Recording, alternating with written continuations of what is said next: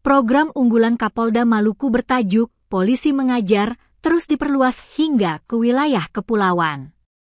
Dengan menyasar instansi pendidikan, kali ini program kepolisian itu menyapa Smaksola Gratia Saumlaki, Kabupaten Kepulauan Tanimbar.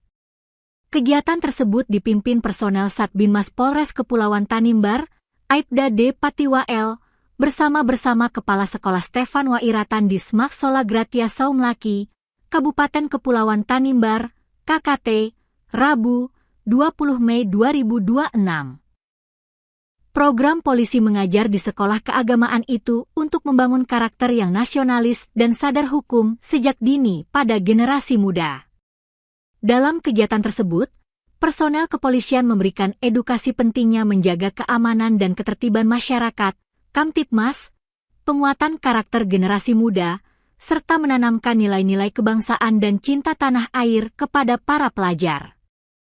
Kabid Humas Polda Maluku Kombes Pol Rositah Umasugi, SIK, menegaskan kehadiran polisi di lingkungan pendidikan bukan untuk mengambil peran tenaga pendidik, tetap untuk memperkuat sinergi dalam pembinaan moral dan sosial generasi muda untuk taat hukum sejak dini. Menurutnya, program ini sebagai langkah untuk mendekatkan diri antara Polri dan dunia pendidikan. Ia menambahkan, penguatan pendidikan karakter dan nilai toleransi sangat penting dilakukan sejak dini guna mencegah potensi konflik sosial di tengah masyarakat. Sementara itu, Kapolres Polres Kepulauan Tanimbar menyampaikan kehadiran Polri lewat program ini sebagai langkah strategis memelihara Kamtibmas. Dalam proses pembelajaran, personel Satbinmas juga mengimbau pihak sekolah dan para pelajar agar aktif menjaga situasi Kamtibmas di lingkungan tempat tinggal dan sekolah. Jika kemudian ditemukan indikasi gangguan Kamtibmas, maka segera hubungi call center 110 Polres Kepulauan Tanimbar.